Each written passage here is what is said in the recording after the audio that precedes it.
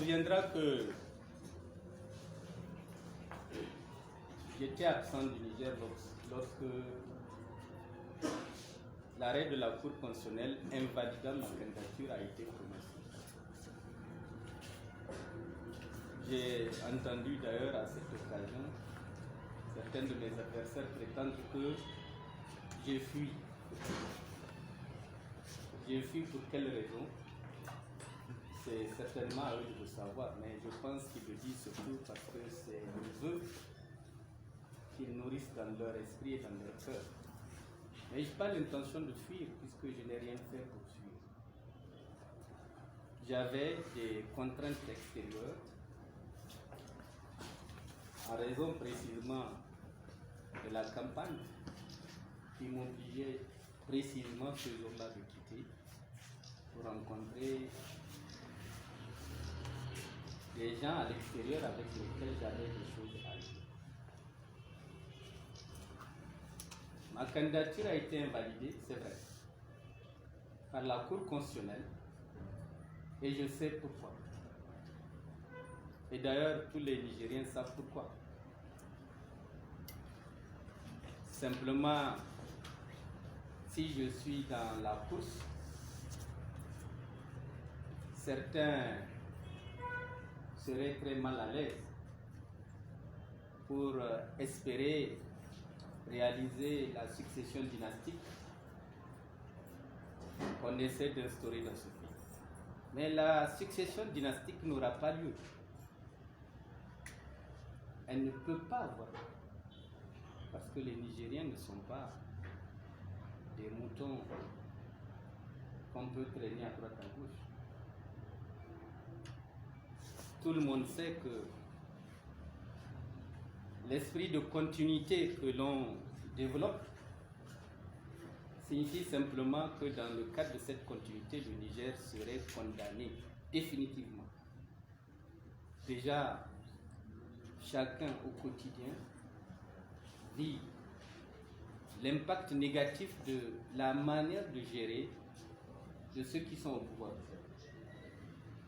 Mais si à cette mauvaise gouvernance vient s'ajouter les comportements extravagants du candidat que l'on veut nous imposer, cela signifie tout simplement que le Niger risque d'être conduit dans un naufrage certain.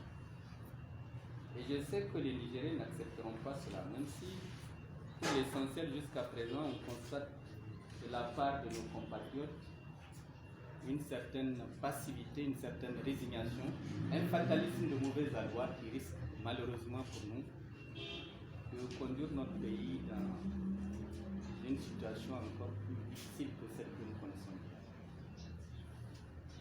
Mais là n'est pas mon propos. Ce que je voudrais surtout dire aux militants de mon parti,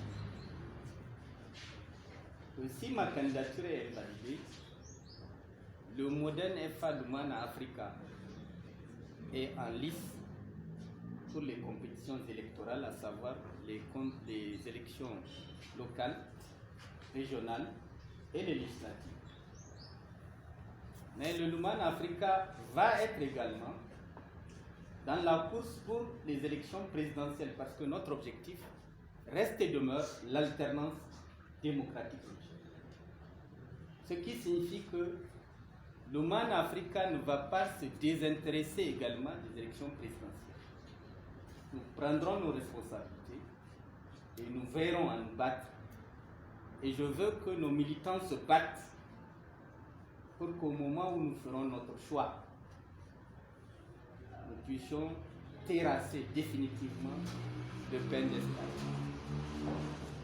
Donc, pour nous, avec la force politique que nous représentons dans ce pays, que Tareya ne croit pas que les jeux sont faits et qu'on va leur ouvrir un boulevard dans lequel allègrement ils vont conduire à la présidence de la République leur faux candidat.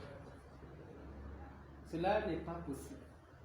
Donc Lumana se battra avec les autres partis qui ont opté pour l'alternance et soutiendra les autres partis qui sont pour l'alternance, pour que le changement ait lieu. Et nous le ferons, Inch'Allah. Le changement aura lieu en dépit de tout ce qui a été déjà préparé pour soi-disant faire un coup KO. Issoufou Mahamadou lui-même n'a pas pu faire un coup KO. Ce n'est pas un avatar de Issoufou Mahamadou qui pourra faire un coup KO. Le coup KO n'aura pas lieu. Et s'il y a un KO, c'est ceux qui ont prémédité le KO qui seront KO.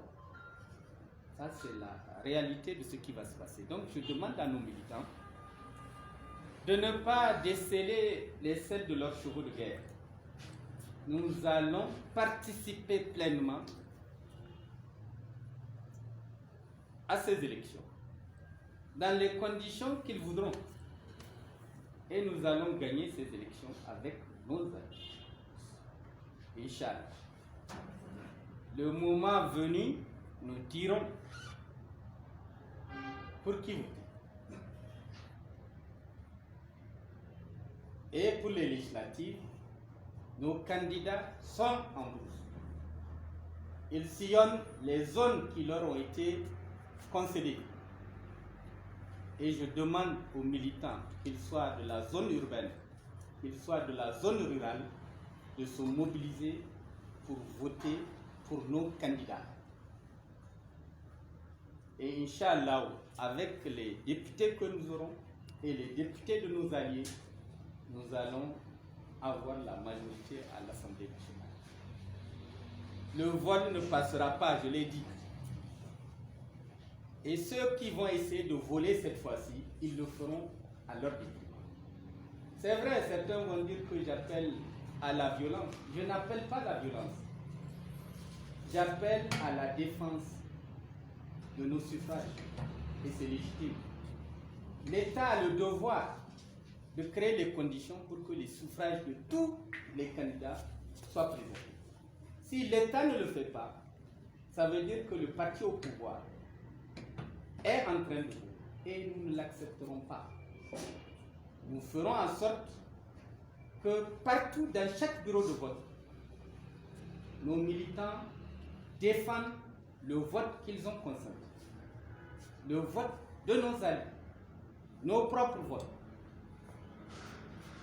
Et ainsi faisant, je ne doute pas un seul instant que le parti de la Renaissance qui a tué le Niger va définitivement être enterré avec ses espoirs de fausse renaissance. C'est ce que je vous l'ai dit et j'appelle donc sincèrement tous nos militants et les militants de notre alliance et au-delà de notre alliance, tous les partis qui sont pour l'alternance, même s'ils ne sont pas à l'opposition, cela n'est pas important. C'est que nous fassions un bloc commun pour défendre les intérêts du Niger et l'avenir du Niger. Merci.